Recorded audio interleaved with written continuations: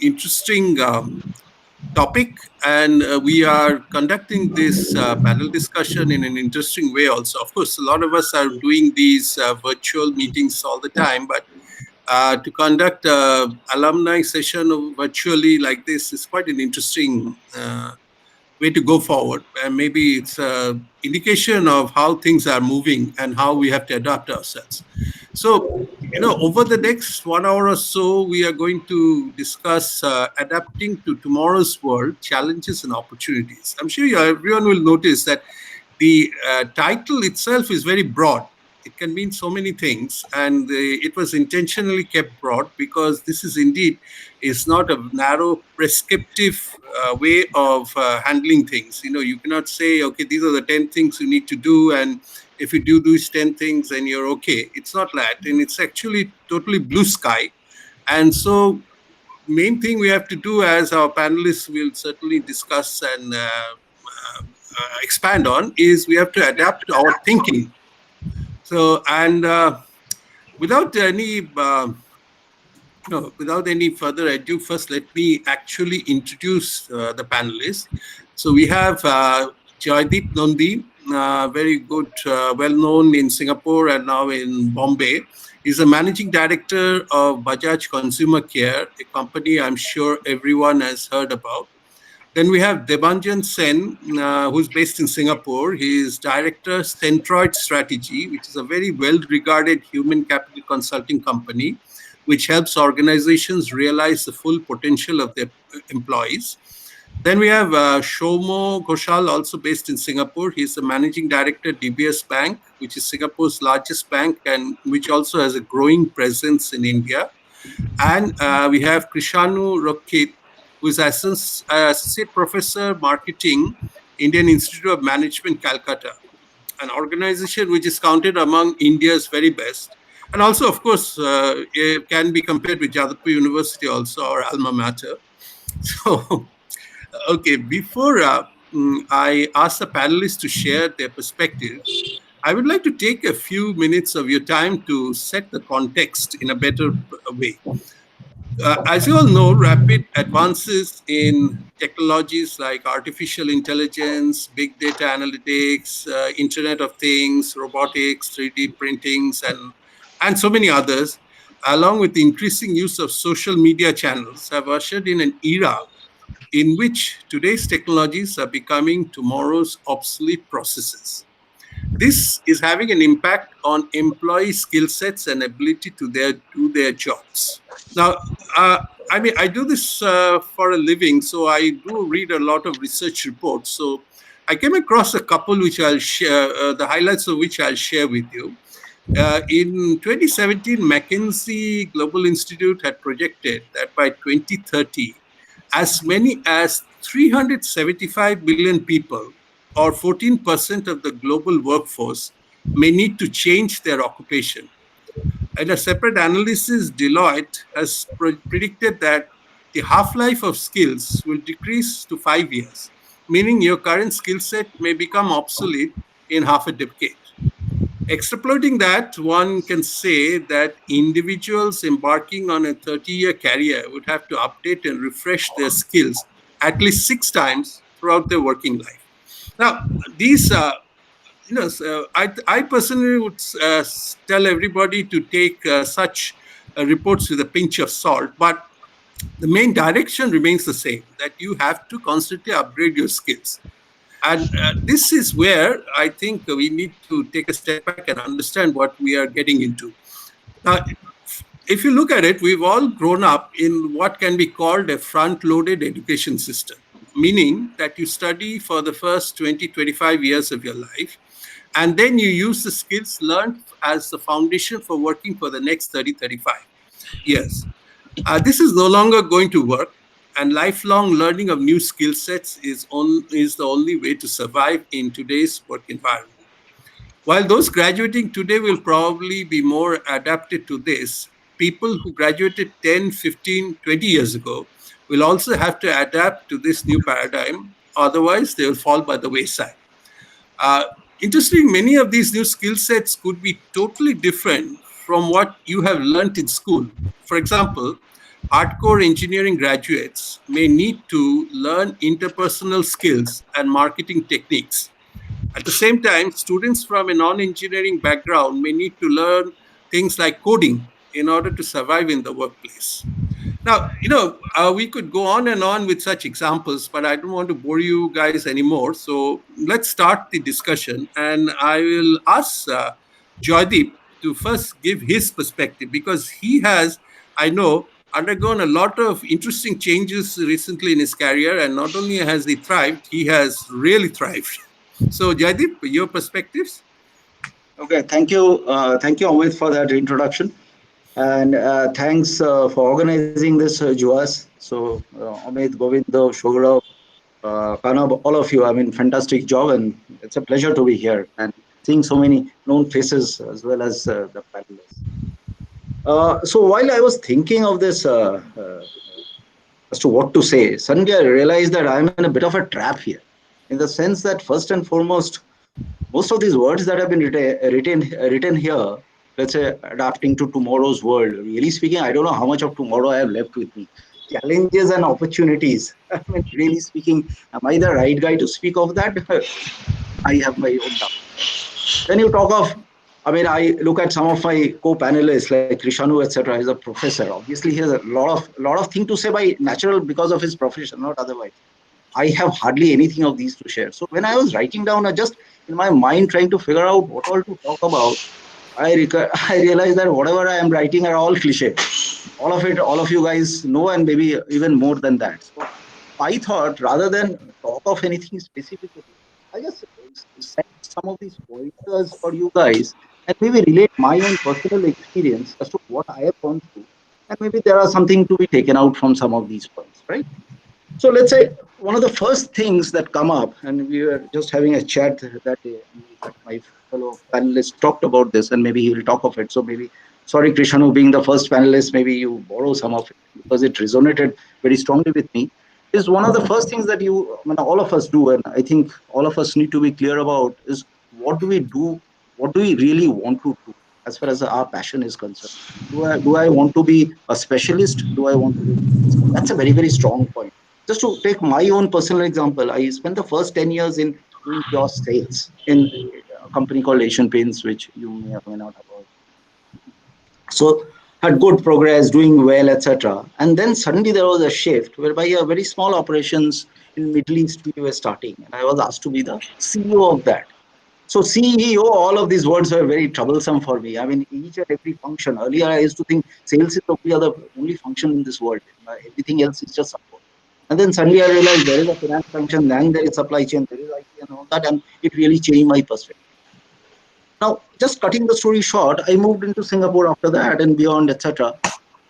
Somewhere in the middle of around 2012, 13, I got a large opportunity at Asian Paints, being nearly the virtual number two, heading one of the largest functions across the globe, across the country. Asian Paints, as you are aware, is a 20,000 crore company, so $3 billion. So big company. So now I was a big company in our perspective in the paint world, right?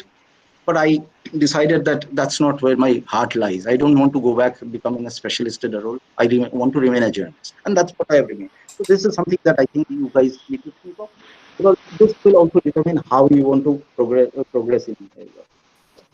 The other thing that we see, and this is an extremely cliched word, and but it actually needs to be practiced, is how flexible are you? How flexible are you and proactive are you? I mean, you will learn, relearn, all that shit will happen.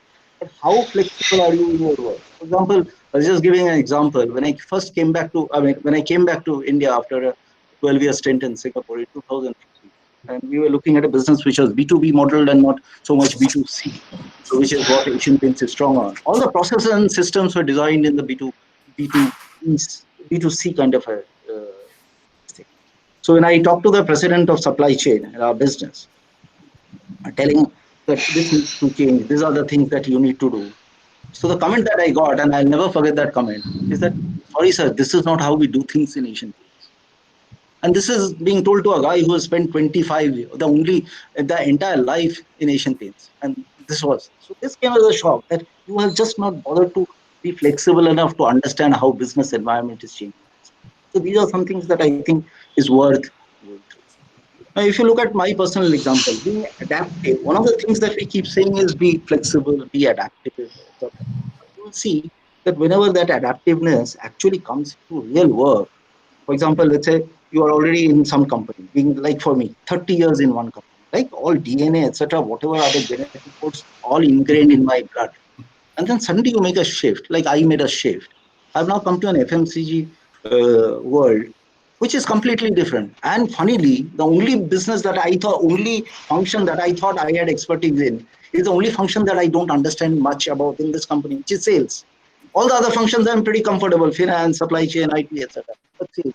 So suddenly all my learnings that were there suddenly has gone away. As Amit was saying, all your skill sets have now completely become obsolete. I have to relearn my entire thing. So how quickly you're able to unlearn, learn, and then adapt to that company, because adapt to that environment. That is very, very important, because you cannot rely saying that these are my core strengths, so I will force fit those core strengths in my environment. That may not always work. Sometimes it works, lucky you. Sometimes it not, especially if you are a generalist, especially you're shifting like me. I've shifted to a completely different environment and trying to adapt. So these are things I think you need to be ready for, and always be ready for the unexpected. I mean, even though you have had your best of plans in mind, you will know that not all of it will always work the way you have planned it out. Earlier days, things have been changing dramatically. I mean, like COVID, many things else will happen. So you need to always have plan B in mind. I had a absolutely ridiculous plan B in mind, and I seriously wanted to explore that. I actually wanted to become a professional photographer. Then unfortunately, as we call it in Hindi, papi pet ka sawal, I realized that maths didn't work out, and maybe my lifestyle I will not be able to support. Otherwise, I desperately would have wanted to follow that.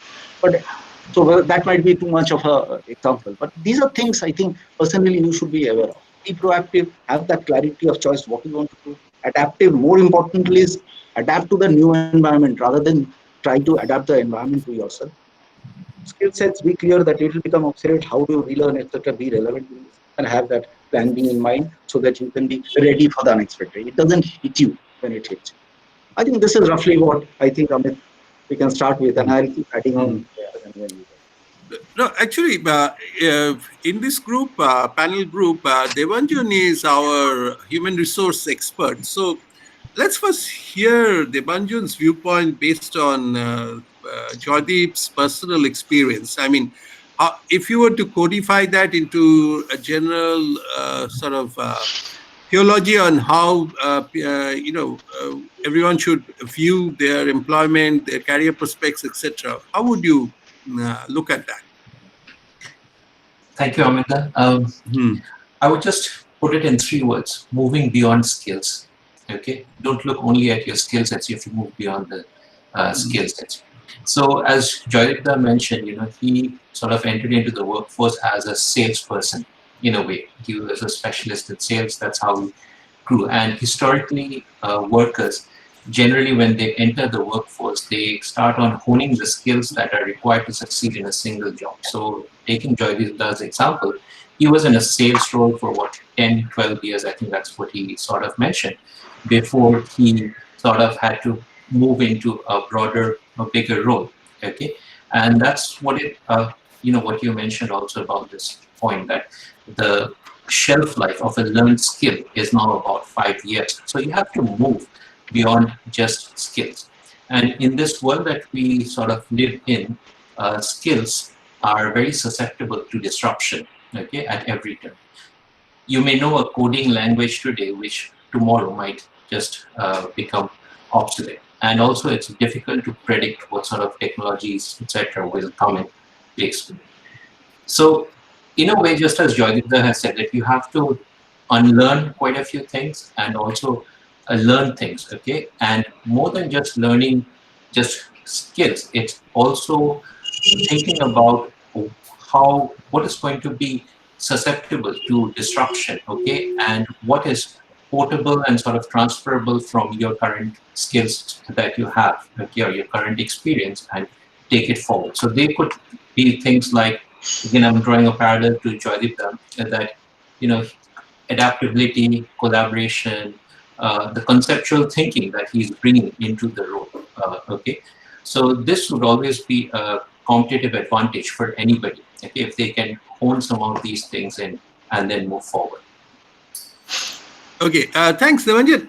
I was thinking of going to Shomo next, but before that, sorry, Shomo, I want to No bring problem. in I want to bring Krishanu here with you are in the academics field.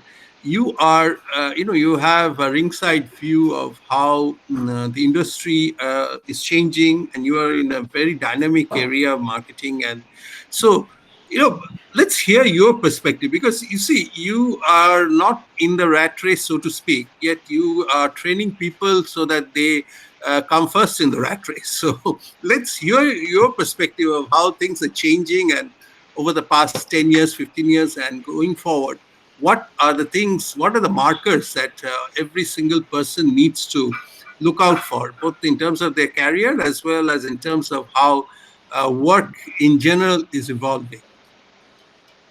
Okay, thank you, Amit. It's been a pleasure being part of Mm, this panel, mm, mm, and my honor. And thank you so much, US, for inviting me. Now, I will take a cue. No, as Jaideep took a cue from my earlier discussions, and I will take a cue from what Debanjan was saying.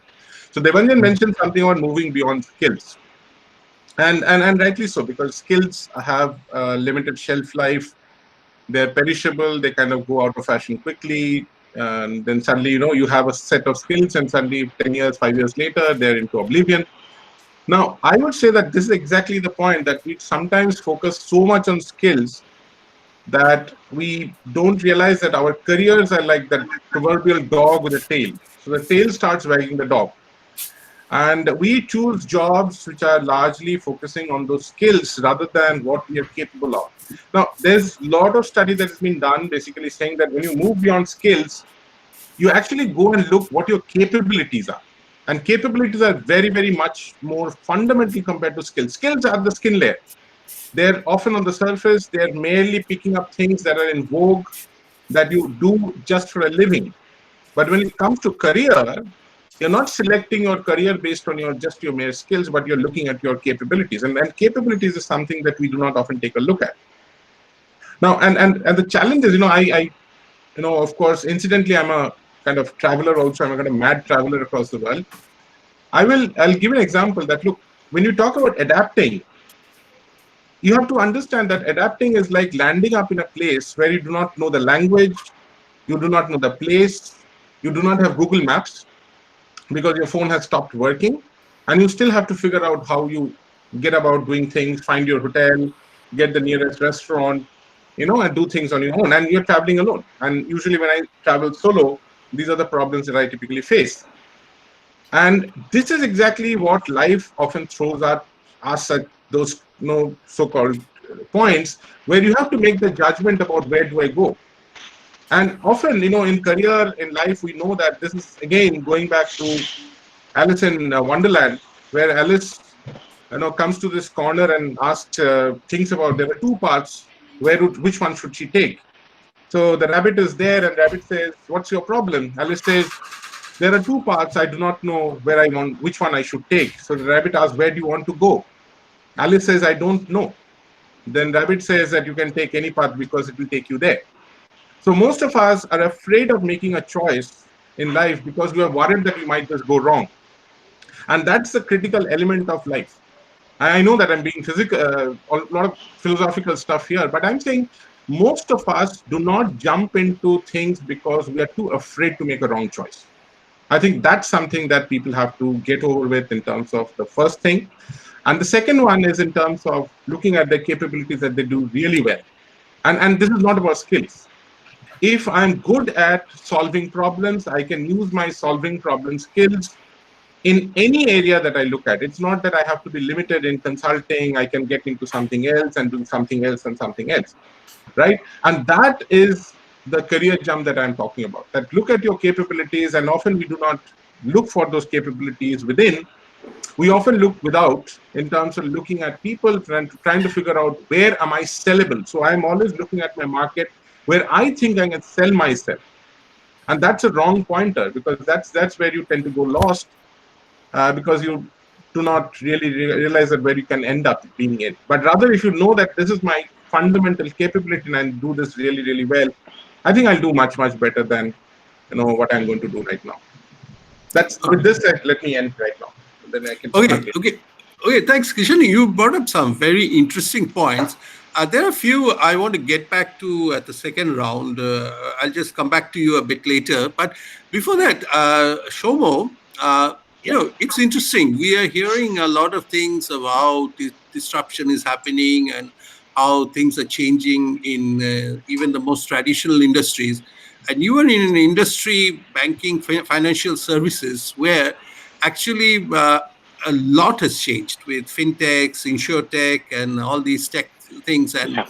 I've seen I've met your colleagues who usually always couldn't be caught dead without a tie and suit, going to meetings in a t-shirt because hey, there's going to be some young early 20 youngster fintech guys and they'll think I'm their granddad if I go in a suit, a quote unquote. One of your colleagues once told me that. So you in your industry, you have had a first-hand experience in how things are changing dramatically and how companies and people after all make up the companies have to change themselves in order to not only survive but thrive.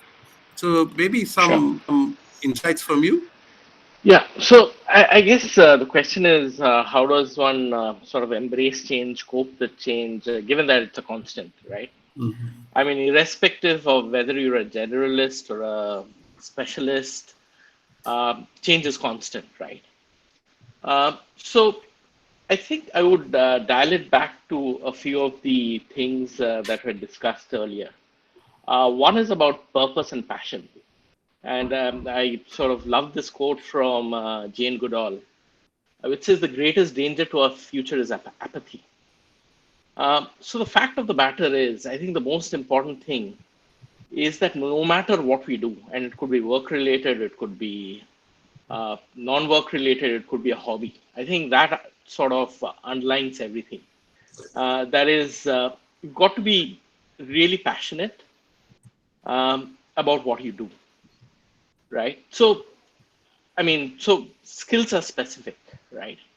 And therefore, the need to sort of take a step back, what we call the balcony view, and really think about oneself and say, okay, what's my purpose, right? In a sense.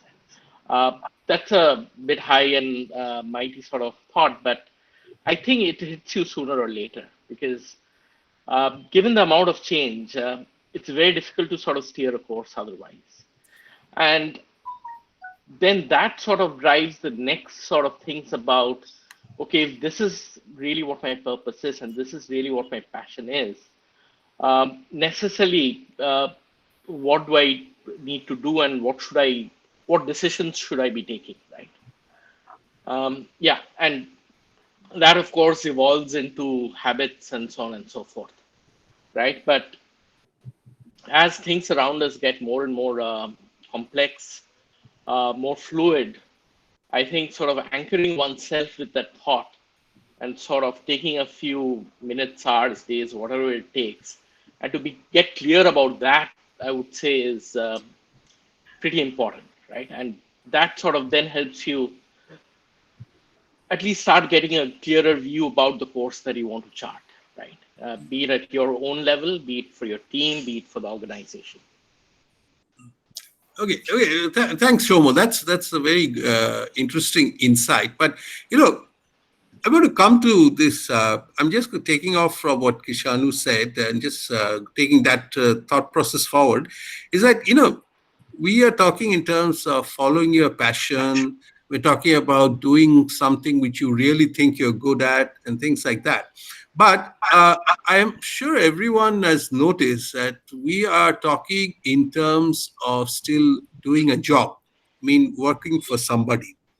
Now, I think a time has come when we are coming into what has been very often referred to as the gig economy, where you may not be working continuously for one company, but you may have developed a certain skill sets which you use with many companies on short-term contracts. And now, but that is requires a bit of risk taking, because you are not going to jump into gig economy as a consultant and then the first day still earn the same amount of money that you had in your last paycheck. Now, here there comes a societal point also, because we all come from a societal background where you should have a steady job with a nice office and with a nice address and things like that. And I think that may be a disadvantage which people from our backgrounds may have in terms of, say, working with someone from, say, the Silicon Valley. Skill sets may be the same, but their risk taking is much higher. I mean, cutting down to the chase is risk taking. Do we need to be more risk takers? I mean, by we, I mean people who are going to be working for the next 20, 25 years and all. If I may Yeah. interrupt. Yeah, go ahead. No, I'm just interrupting because I think it's not a matter of risk that we are worried about. I think culturally, people who are, more open to making mistakes, and mistakes is not a taboo. Yeah. I think that's what makes people more of the so-called risk takers. Because I think in our case is that we are expected to be successful.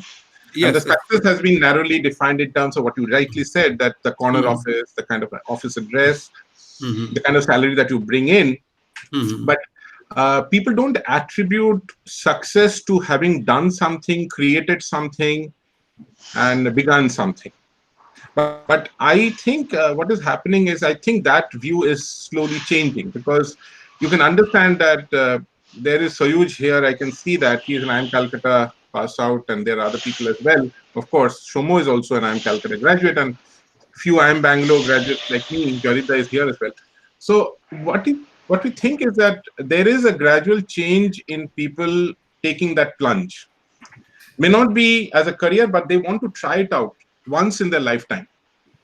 So I'll disagree with you, because I'm seeing that even the 40 plus people are now plunging in because they feel that, look, I would not want to die not having tried this once in my life.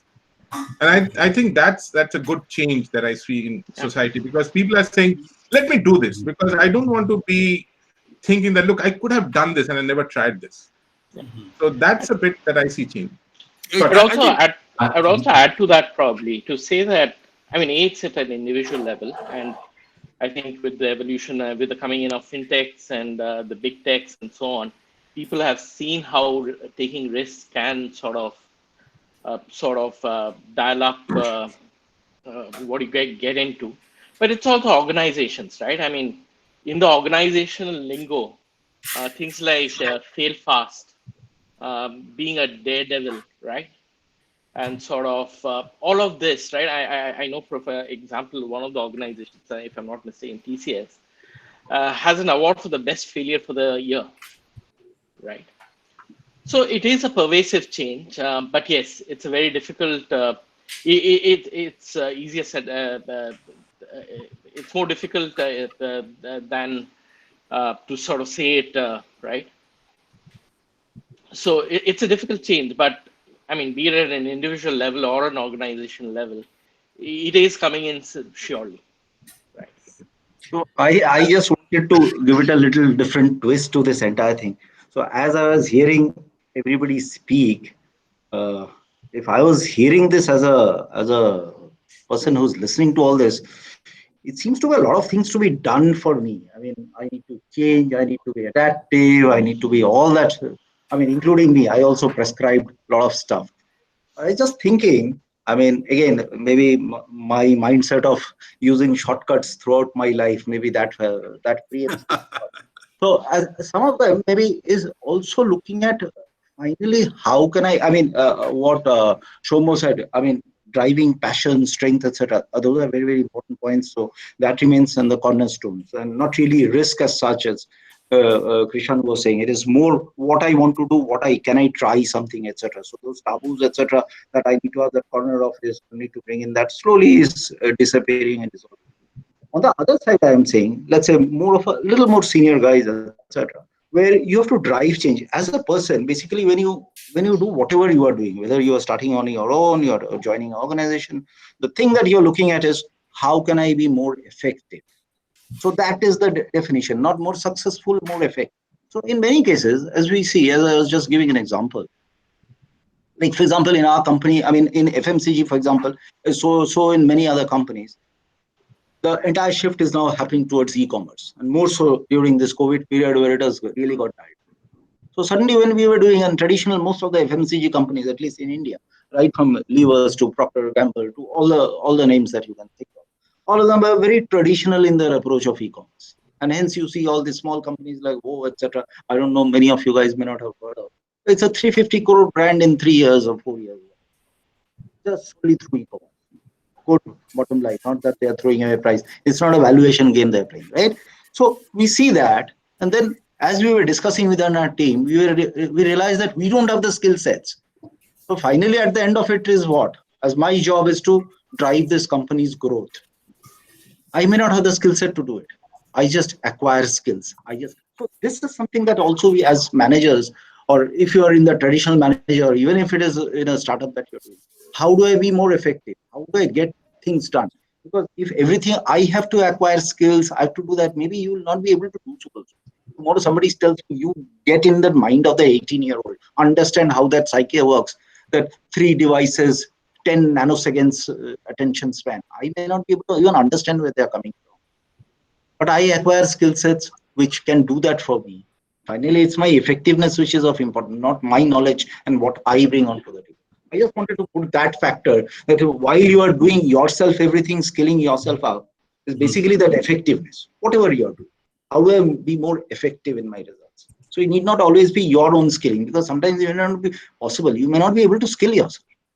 Just sheer skill. Does it mean I'll have to be a failure? Maybe not. Maybe how can you manage it so that you can do it? I just thought I'll put this a little bit. Yeah. But Jaideep, the problem. Sorry, Amit, I'm kind of cutting in. No, go ahead. Yeah, please. That's the problem with having an academic on board, because he has got opinion about everything. Welcome. No, Jaideep, the thing is, what you're saying is absolutely correct. Basically, somebody who has got the skills to bring in a team and foster some amount of, a culture among them to help them grow together very, very well. But unfortunately, what you're saying is actually very, very correct. But the problem is, that is something that an organization also requires certain amount of sensitization too. Because the organizations, the way I see it, and Debanjan possibly can guide me on this because of his experience, because most organizations, unfortunately, are also making the same mistake of looking at skills. They're not judging people by the capabilities, what you rightly said, in terms of somebody who can be the guiding force around which everybody can, gel and work together. Somebody who's the center of the effectiveness. But unfortunately, the companies are looking for skills, and they're looking still, in spite of talking about this for so long, they're still looking for efficiency. They're not looking for effectiveness. That I think that as a culture, organization should change, because they are looking for quick fixes. They're looking for skills that are, like you said, they're changing, because what attracts today the millennials, tomorrow might be something else, and then something else. But you cannot keep looking at the shifting goalpost. You have to think about certain things that work for your organization. You need people who can actually make everybody work together, because of course all these super specialists have got bloated egos. They really don't know how to work together with each other, and that's somewhere you require that kind of a mind to pull them together, and that's where the organization's patience is required. That unfortunately is missing sometimes. So, Krishanu, I just wanted to just respond to that. It's an extremely interesting point, where the onus goes a little bit on the organization.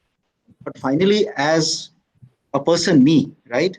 I'll have to determine how I cannot be slave to what that organization is going to take me to. If the organization is inflexible, is not able to shift the way you described it, and hence I get a victim, then I am also to be blamed for a part of it. Because finally I own my destiny, nobody else does. So when I do that research, understand, etc., I also need to be a little careful. In desperation, I might join somewhere here, there, etc. Otherwise, I should also do my research so that I know that I can take this forward. Whichever is my passion, whatever is my skill set. If my passion is driving other people getting the results, if my passion is that I can add that to myself, I should be able to see through that part as much as possible, that this is something that culturally these guys can do for me. Again, whether I do it myself, etc., whichever. If you are doing it yourself, like a startup or whatever, then it's your call. I mean, you set the culture. But if it is somewhere that you are joining, somewhere you have to go and fit yourself, you need to also see that if your passion is this, that I don't want to use my skill set, I want to be fitting in, that company should be flexible, should be able to do that. I should also do some research and go there. Not always I'm saying that you have the luxury of choice, but when you do, you should be a little also careful rather than just look at the number that I'm getting or the designation I'm getting. These are very important choices. And as you grow older, these choices will become more limited and you have to be a little careful. That's interesting. Debanjan, you heard a lot, some very interesting perspectives. I want to hear your views because you work with so many companies on their human resources, which is the most vital resource now that any company can have. So, but before that, I just want to throw in an anecdote for you as well as the rest of the panel. Is that someone once told me that what is the big difference between Silicon Valley companies and, say, Bangalore, or even not Bangalore so much, but Asian companies? He said that if a candidate comes in and there is a 3-year gap in his CV, and then if that person was asked, what did you do these 3 years? And he says that I was trying out new things, but none of them succeeded. Then a lot of these companies would take that as a badge of honor, because as a positive, because it means that this guy is experimenting. Didn't succeed, that's fine. I mean, this goes into what Krishanu said. But, here, on the other hand, many Asian companies will say, oh, these 3 years, this guy didn't do what he's supposed to do or what he's trained to do. That means he's not, he doesn't have this necessary latest skill sets for what he's trained to do. So this is a big dichotomy. So maybe with that perspective and the other perspectives that you heard from the others, can you give me what you see as you work with companies on their human resource angle? Sure.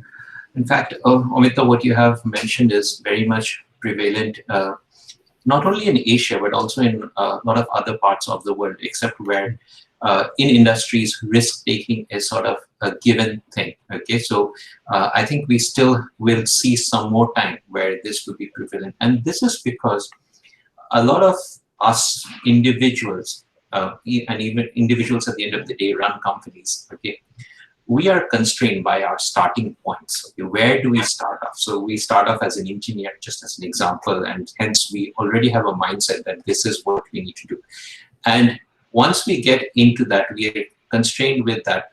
We are not able to make that radical change that might just become a small step, just a small change that we need to do to move things the other way.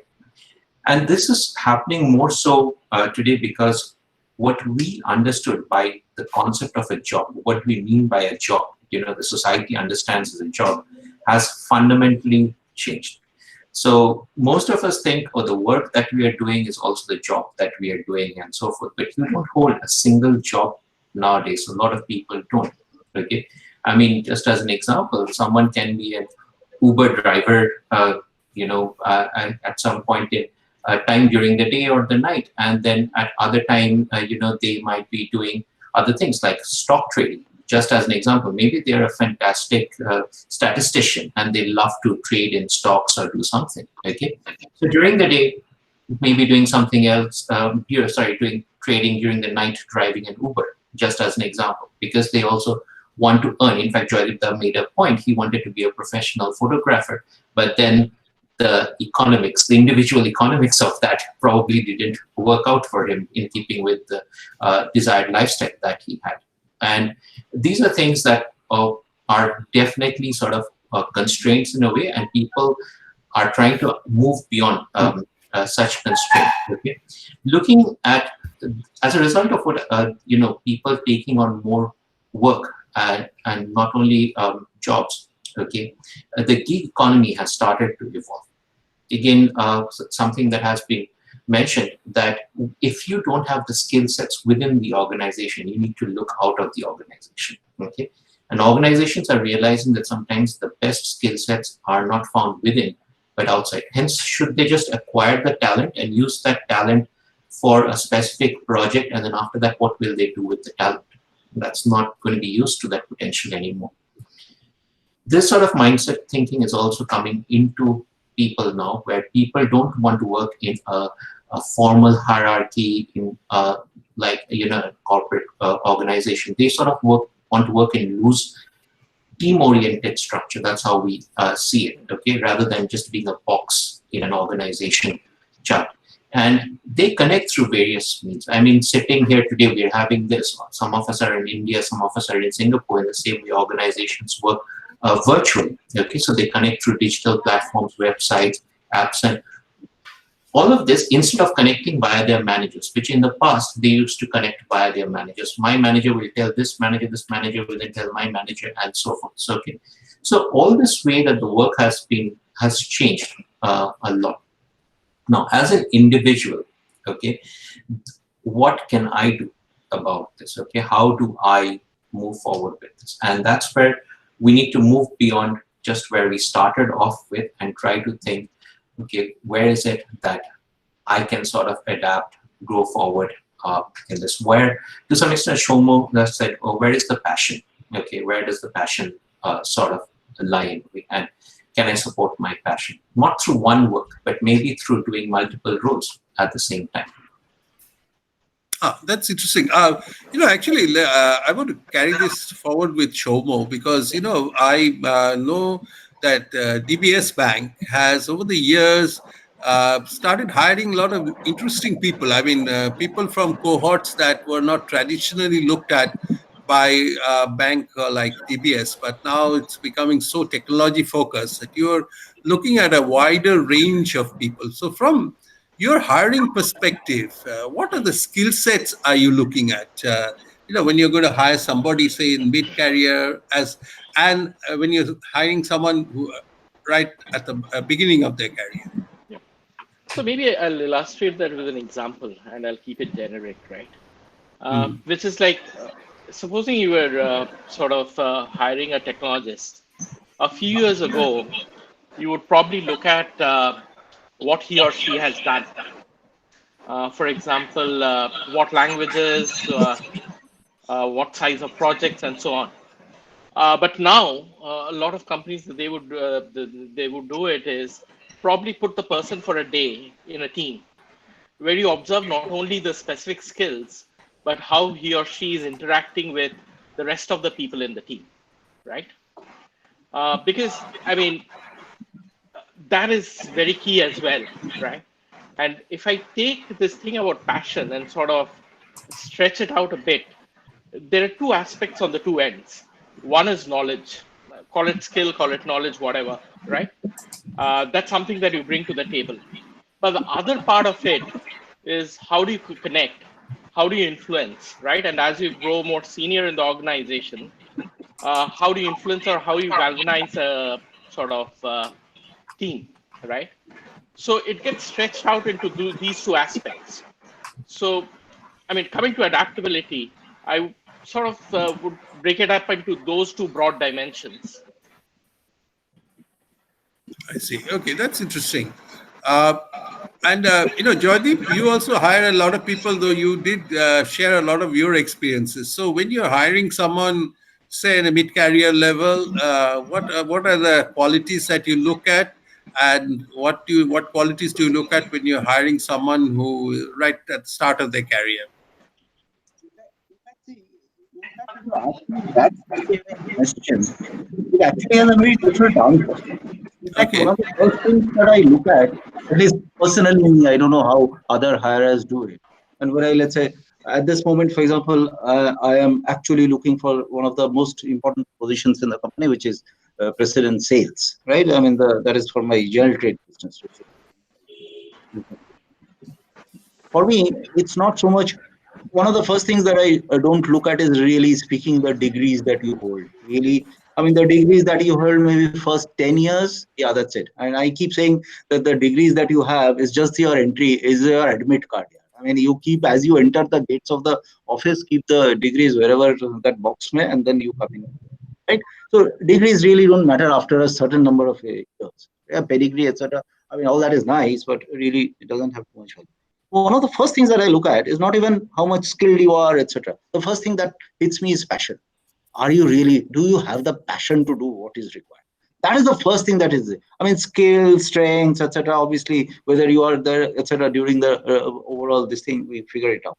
That's, are you really passionate about what you want to do? If that hits me, I mean, for me, clearly, and I have seen a lot of my colleagues do that similar thing. Are you passionate? Would you be able to take us to the next level? Would you want to do that? Would you want to embark on a journey with us? So that's one of the key things that we do. Maybe completely different from the answers that you are seeking, but that's what. No. That's fine. I mean, are you really excited? Are you really passionate?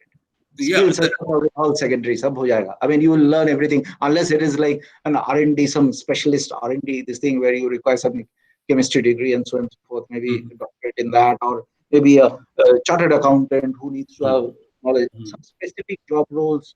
I mean, there you will have to have specialists, right? I mean, you cannot have a sales guy becoming an R&D head or something. That's very unlikely in our kind of business. So most businesses. But anything else, the first thing we look at is, even there, we look at, do you have that passion? Do you have that energy, interest, and intent? If that is so, half the answers are already there. Oh, that's interesting. Okay, now I want to take this discussion in a slightly different direction. Now, you see, when you look at it again, I'm talking about people who are mid-career or who have already put in, say, 10 years or so in the job and things like that. Is that the expectation with which you joined your first job, and subsequently if you change jobs, the various places, that you have an expectation. Okay, I joined this job because I get this position and I get this salary, and then I have an expectation 5 years down I will become this, and then 10 years down I'll become this, etc. And basically you're looking at a steady progression curve in which some people are lucky to have the very steep curve, some have a more gradual curve going up. But right now I have a feeling that you may not have that steady progression curve anymore. You may have periods where it's a massive U, and then you have a V shape. You fall down, then you go up again. I mean, it's going to be a uncertainty in your career, and I think it's an uncertainty for your companies as well, an uncertainty for individuals. So I'd like to hear what the panelists think about this kind of prognosis. Do you think that that is how people should mentally prepare themselves in their jobs? So, Debanjan, how about you? Yeah, it might be interesting to hear your perspective first.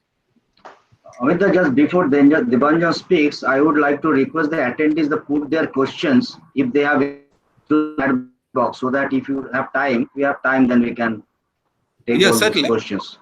I think, Amita, there is one question, but I leave it to you. There's a question from Shantani. You want to address it now or later?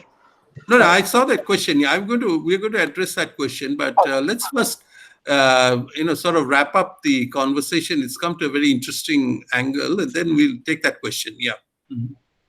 Yeah. So, Amita, to answer your question, especially from an individual perspective, okay, this is some research that has actually been published by the Boston Consulting Group. They did a future skills assessment sort of thing, and one of the main thing that they found is self-realization among individuals. Okay, in order to make these changes, there is especially when there is this sort of the downward part of the V in the career that you are talking about, okay, is that there is a lack of motivation and accountability sort of for personal development, for your own development.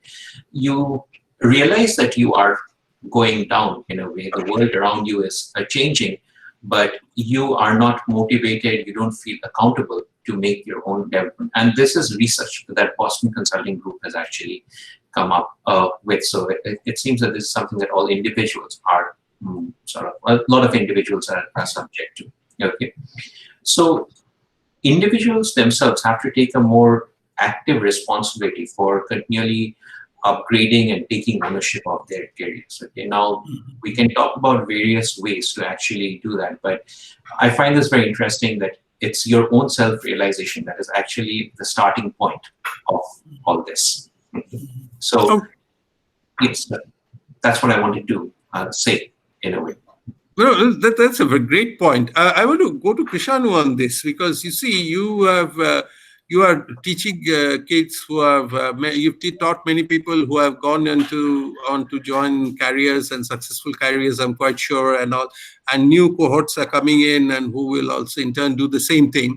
So, do you see this self-realization or the need for self-realization, which Debanjan talks about, in your students now? I mean, that would be interesting No, perspective. Amita, before I go there, we also do trainings for many of the senior management people. So you have also trained directors or general managers of companies. So we've done that. So see, one part of it, this is true. And that's exactly what we are trying to talk about. That as we go on with our particular functional roles, we generally kind of lose ourselves in the whole organizational perspective. So basically, we get sort of drowned in the kind of job that we do and forgetting who we really are. So at some point in time, I think what Debanjan says is that sometimes we even don't realize or question ourselves every day that why the hell do we actually go out and dress ourselves up and then go and spend 8 hours of our days in a particular place. So that, I think the passion had kind of left us long back, and we still continue because we do it out of habit. And that's a very dangerous thing. And we do it because we do not question ourselves every day that what kind of motivates us to get up and do the same job again and again. So that is the self-realization I think personally I realize. And that is a question that nobody is very, very comfortable asking themselves, because once they ask, it basically poses a very existential problem. That if I suddenly question myself, why do I do this? And suddenly it appears that it's a big lie that, look, why do I do this? Okay, I just do it for the money. And most of us do not want to even accept that we do it just for the money. So the love has kind of gone, and we continue doing that, right? And that's where I tell, especially, this is where I talk to, when I talk to very senior people who are like 52, 54, and I'm not making any pointers to any one of you, but personal comments. But what we see essentially is that that people are afraid to ask that question. So when you actually make them face that question, they're very uncomfortable answering this question, because they suddenly realize that they've not done it for the last 6-7 years. They're just waiting for their pension or the retirement to happen to them. So when we are succumbing to this whole comfort zone of relinquishing our life's control to the environment or to the organization, then I think we are asking for trouble. That's interesting. Because the motivation has disappeared long back. We are just, merely some bodies just go in and come out, not realizing why we are doing that. The reason why has disappeared from our lives for a long, long time. So if we keep questioning that, why do I do this every day? I think we'll be very, very safe. But unfortunately, we do not ask this question more often. Which sort of gets you to this uncomfortable question of, or point about, would you be able to write down what your purpose is if you were given a certain period of time? Yeah, that's interesting. Jaideep, you have any? I just wanted to say, anyway, as I realize, I'm working with a lag. So all the points that I discussed some 5 minutes back is something that is occurring to me. So I wanted to react like in my tradition, same way. So you had Debanjan mentioned about this V. See, one thing that we have to accept reality is that is something that might happen. I mean, if you're lucky, you are able to avoid that, great for you, but it's quite likely to happen. And I think one requirement of today's world is also to be prepared for that, which is what I was referring to in my initial address, like be ready for the unexpected. And unexpected is more towards the negative, not the positive side. Two things I think we'll have to get used to. One is the social taboo. How do I go for that Saturday evening get together and people will look at me or talk behind me saying that, oh shit, this guy has lost his job or something else. I think that is something that is going to happen. And I think we should be, I can't prescribe that people should be comfortable with that. You can never really be comfortable with that. But that is something that you prepare yourself that might happen. And two is that Debanjan, exactly the point that he was mentioning, that when this happens, it's a little bit of a downward spiral kind of a thing, because you feel demotivated, you sulk, you go inside a cocoon kind of a stuff, and that becomes really worrying. So this is something that you have to mentally be prepared. And as I said, you can never really be mentally prepared. You really cannot keep the tongues wagging, but still try and think that this can happen to you. You'll be a little better off in terms of addressing this, and when it happens to you yourself, I think you'll be a little better prepared than maybe something that you try and keep avoiding, keep showing off, saying that you're this thing, and internally you're burning away to absolute death. Okay, Jaideep, I think we're losing your audio a bit. So just. I'm so sorry. No, it's okay. Okay, you can we can hear you if you're from this distance away from the computer. I'll keep myself fixed at this distance. Okay, yeah, don't go too far away from us. Okay, we just actually we run out of time, and but we have a bit of leeway. One last point I would just generally want to put to the panelists, and just quick responses from them. You see, we've talked about a lot of things, but we haven't talked about the 800-pound gorilla that is sitting right at the corner and watching this pandemic, and that is the COVID situation. In the sense that, we are having work from home, social distancing, and from what I understand, talking to various people and all, that this has become an eureka moment for a lot of companies, and they see that work from home actually works and productivity rates don't fall. In many cases, they actually go up. So what is going to happen, I think, post-COVID is that work from home is going to become a very big part of how companies run their organizations.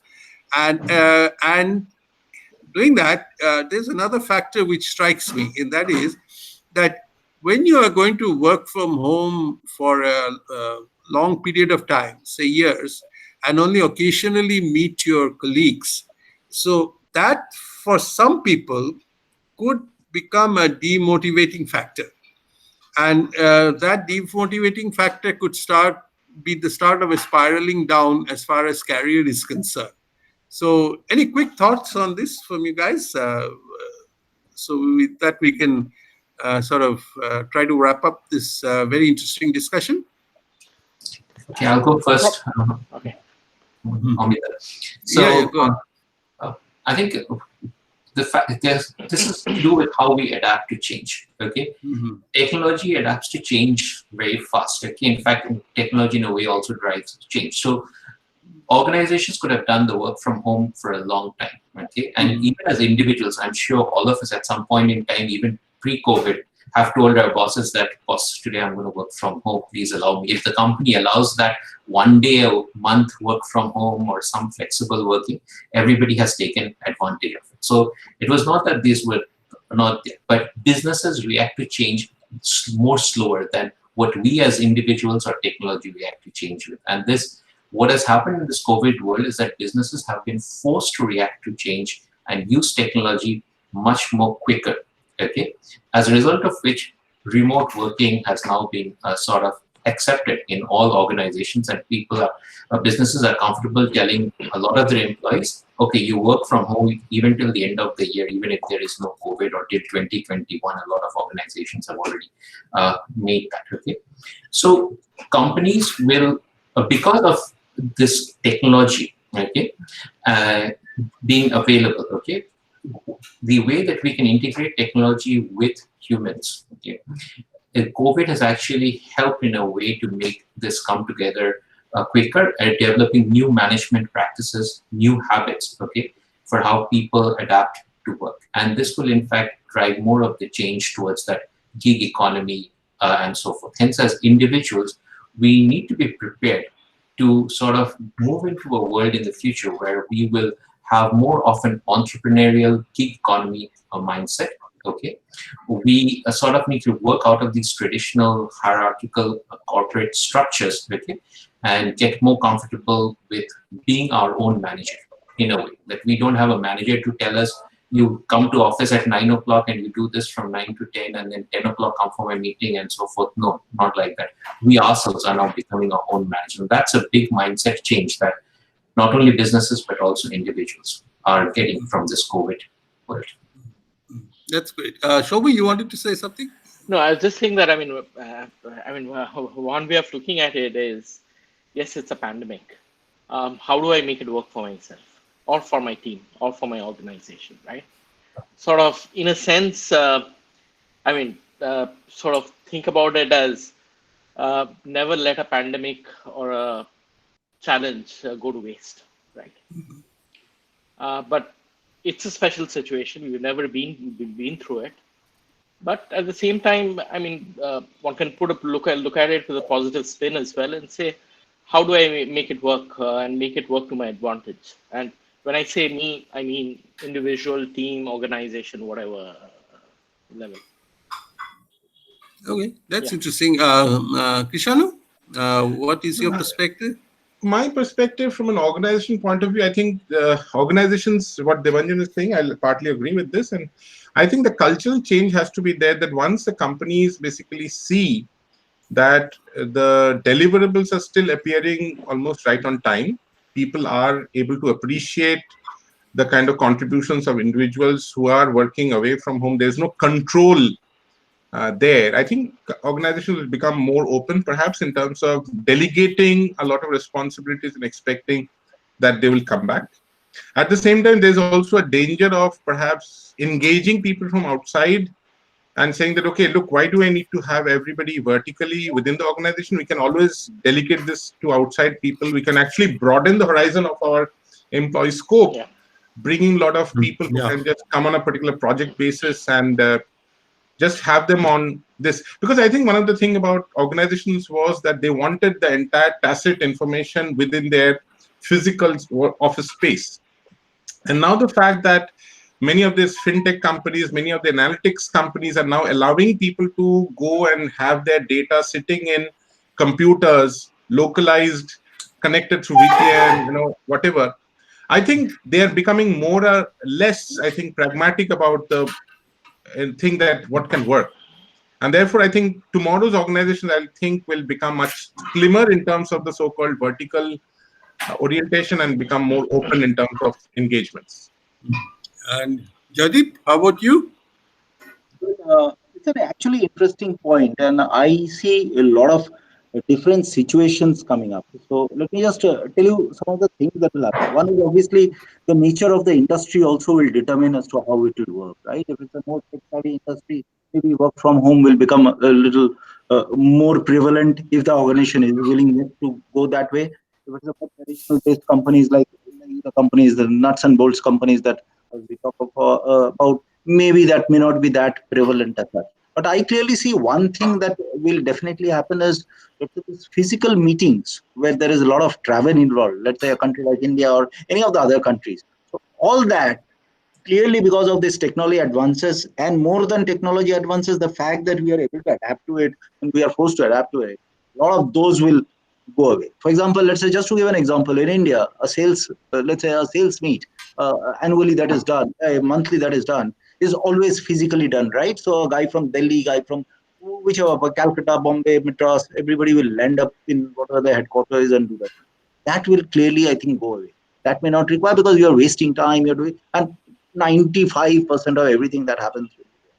I think that will be a balance of that. In some companies, work from home may not become that prevalent, but definitely meetings will go away. Many companies will adapt to work from home, and especially even in companies where some functions can afford to, maybe those functions will do that. So we'll see that gradual shift definitely happening. But the winds of change has already come in. So I don't think you will see that getting reversed very soon. Okay. The only thing that we miss, I think, is that in the faculty meetings in Amt Calcutta, we often had a dose of cashew nuts and tea served. And that's the only thing that we seem to miss. That's the main problem. I believe fortunately, my board meetings continue and those large cashews are available here. So I can always you need to get used to virtual cashew nuts. We're the casualties now. Okay, I think we really need to stop this. But So far, we have only one question. I would request anyone listening in to please send in their questions. So, first of all, I'll start with Shantani's question, and this is basically asked. Just sorry to interrupt. I mean, anyone can ask the question also. Maybe we don't have the. So it's instead of unmute and just ask the question. Okay, that's good. But let's first go through Shantani's very interesting question. She asks that, do you value generalists over specialists in the context of a quick changing world? So, how about you, Jaideep? Do you value a generalist or a specialist? Specifically, as I said, I had seen this question and I was answering that in some of the earlier days that I was making. Basically, you will also look at the kind of role that you are looking at and whether you require a generalist or a specialist. Really, there is no straitjacketed answer to this particular question. If there is a specialist which is required, so this is a quick changing world, but a lot of things don't change as quickly as this kind of a requirement. So if you require a specialist for a particular role, I think you'll look for a specialist. If you're looking at a journalist, so really speaking, our minds don't work when you are looking at a journalist or a specialist. We are looking at the role, we are looking at the fitment of the person, and as some of the points that we are discussing, passion, etc. Can you take this forward? I mean, that is the answer we are looking at. Can you take this forward? If you were to join in, will you add value? Can you take it forward? If the answer to that is can you own it? If you can own it, I mean, which will require passion, knowledge, skill, everything else. If you own it, I think the answers are all there. Journalist, specialist, really we don't. Okay, that's interesting. Soumya, you want to give your view on this? So, I mean, my thought out here is, I mean, we don't look at team members anymore as generalists or specialists. It's pretty much defined by the job to be done, as Jaideep was saying, right? And even if we have like a super specialist, I mean, at least I use this term quite a bit. It's not good to have a T-shaped profile, which means that you have one key skill or strength. It's better to have a pie-shaped profile, if not 3 legs or 4 legs, right? So yeah, I mean, to that extent, it's more about being able to sort of have multiple skills, multiple strengths. And I think that is more key than either a specialist or a generalist. And that would be true for both a specialist or a generalist. I mean, in summary, I think I would tend to think that given the context and the way we've evolved, a specialist or a generalist, the term probably is not so relevant anymore. Exactly. Okay. Yeah. Debanjan, Krishanu, any quick thoughts on this point? I would sound extremely non-committal, like usual academic sound, but exactly we are talking about contingencies, and I think a contingency shaping capabilities would be something that I will take for. So yes, I agree with Jaideep as well as Soumya, and because the whole definition came of generalists and specialists came from a very Taylorian, early 20th century paradigm. Yeah, that thing is died. So we are talking more about capabilities that inherently people should be realizing what they're good at. Okay, and that's not specialization. That's about what they can do well. And that is where one looks at the contingencies. People, of course, they talked about the job. I talked about the contingent situation. In terms of what is the urgency, it's not also sometimes the job that is to be done, also the situation the organization is in. It's like that organizations tomorrow are going to firefight more.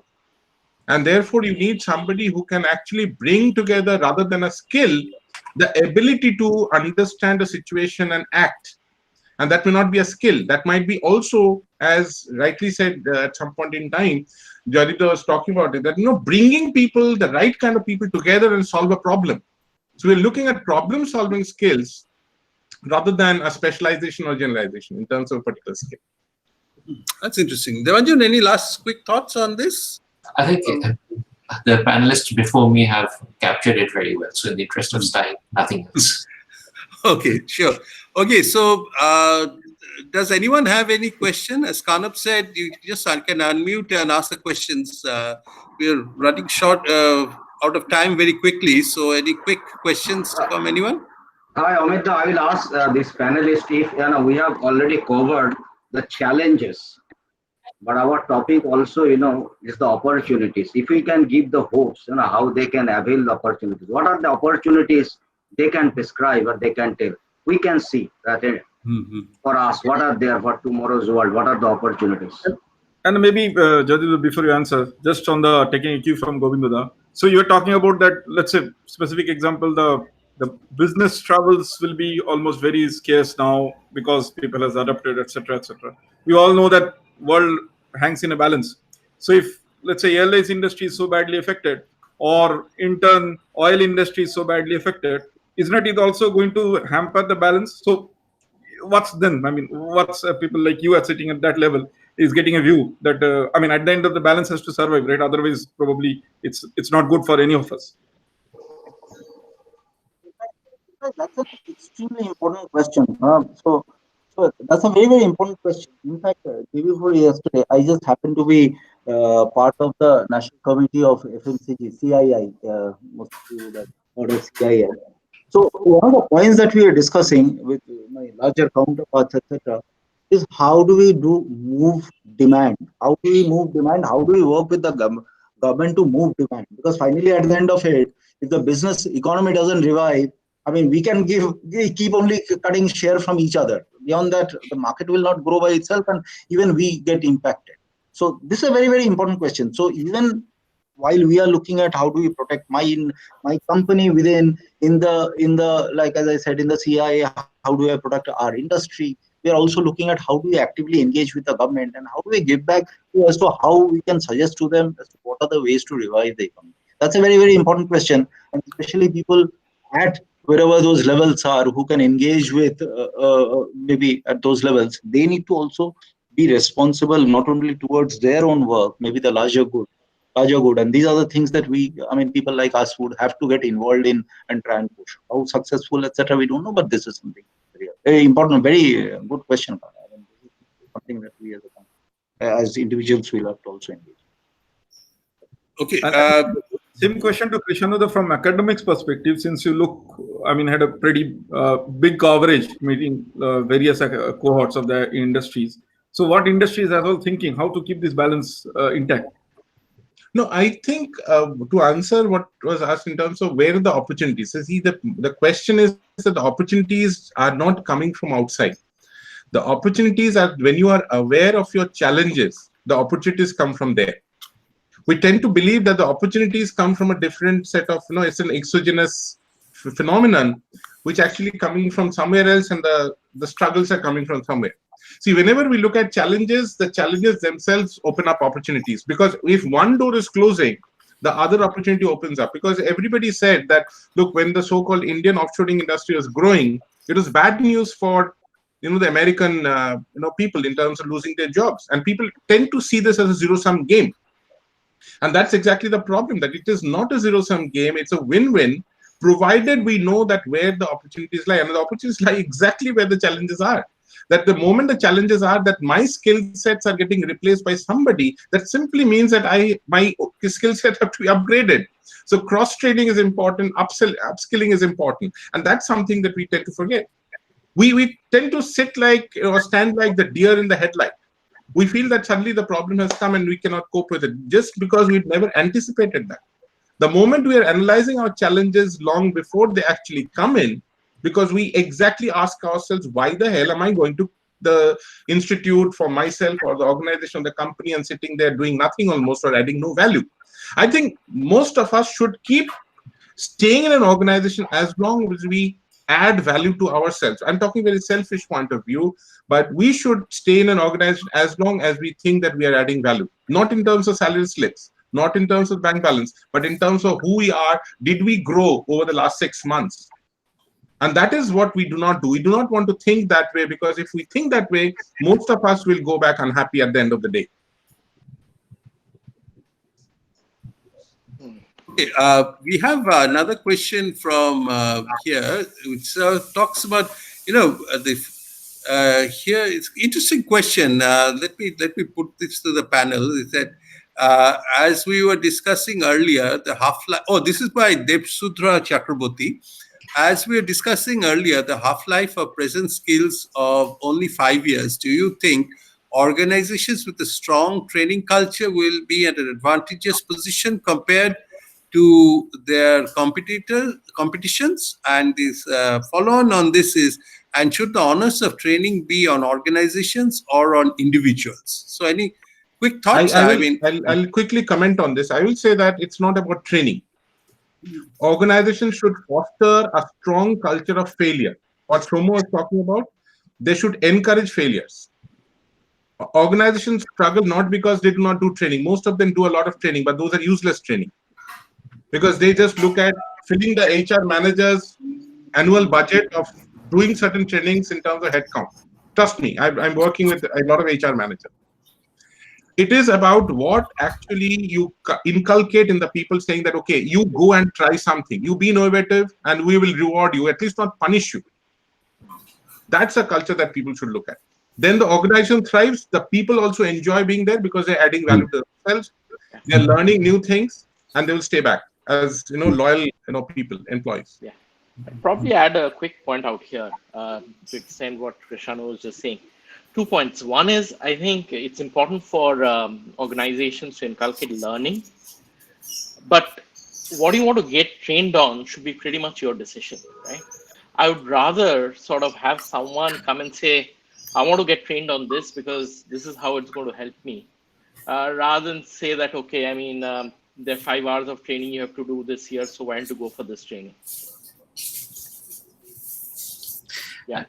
I would like to respond to this. This is a very interesting point. First and foremost, this word training itself has become obsolete. Yeah.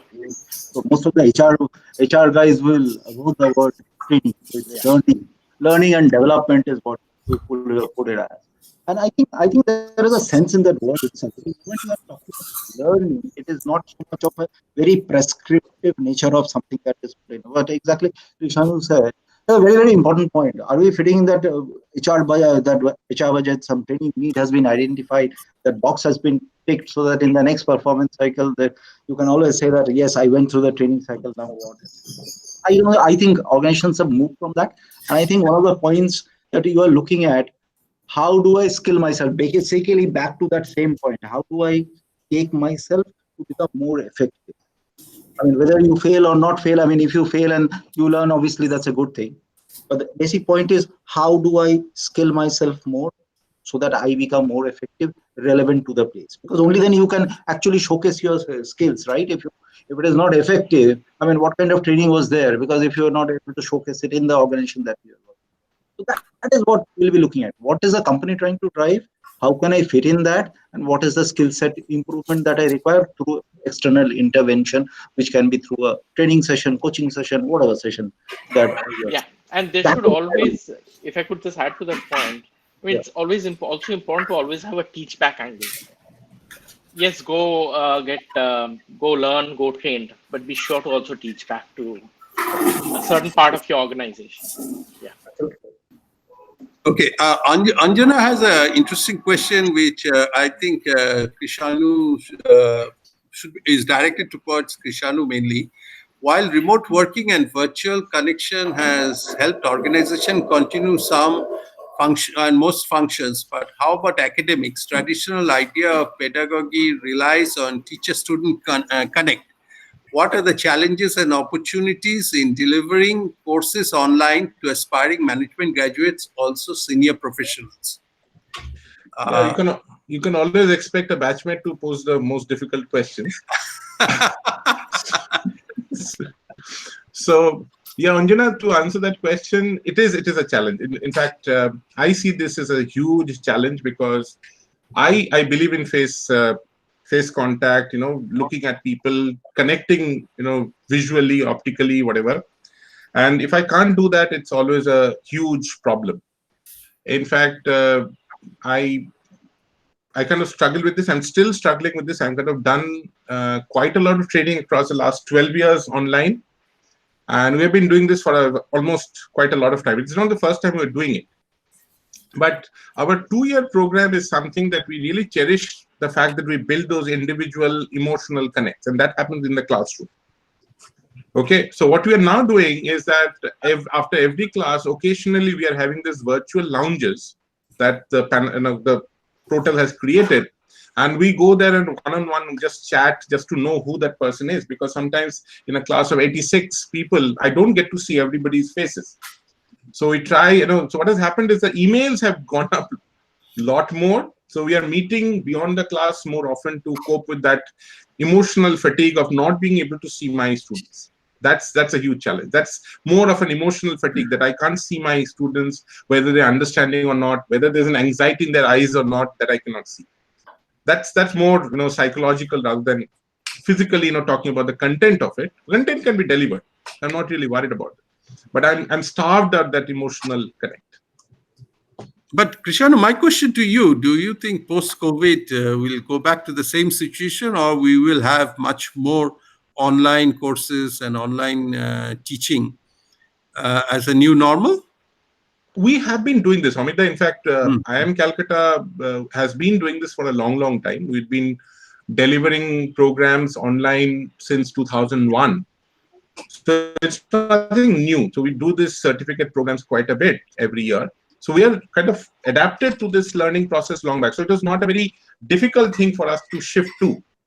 But yes, like I told you, there are certain cohorts that we connect better, because for us, batches, which are the so-called full-time batches, we expect them to be there in the campus physically, looking at them, talking to them, even beyond the course and beyond the other things. So that is a starvation that we face in terms of not being able to talk to them.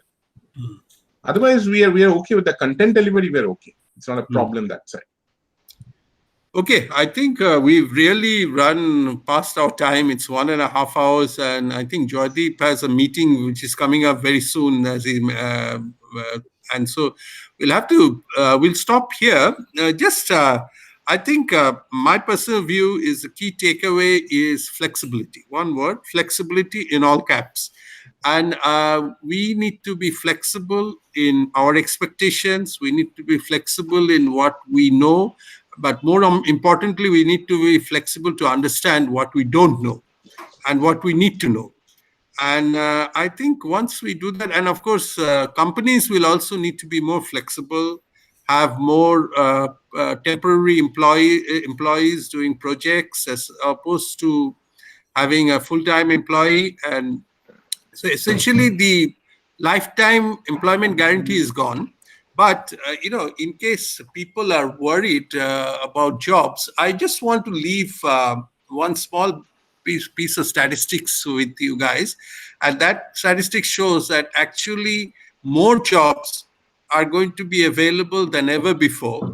The problem is that we may not have enough qualified people to fill up those jobs. So listen to this very interesting statistics from the World Bank. And the World Bank says that, not World Bank, my bad, sorry, International Monetary Fund says that by 2030, that is 10 years from now, the global shortage of more than 85 million technology workers, representing US dollar 85 trillion in lost revenue.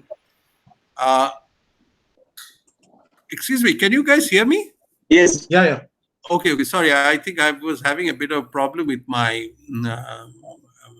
headphones. So more than 8.5 trillion in lost revenue. And the World Economic Forum has said that new technologies will create more jobs than they displace. And but essentially, it's a wrong report. The essential point of that report is that there will be a lot of jobs for the taking, but there will not be enough qualified people available to take up those very well-paying jobs. So I think that is something which everybody in their mid-career, or even those who are joining in their workforce, or even people who are very senior, should keep in mind and keep a lookout for, because there may be some niches. Like one good niche here is, for example, in Singapore, is cybersecurity. If you know some basic coding skills, the government is basically waiting with courses for you to learn about cybersecurity, and you get good paying jobs right after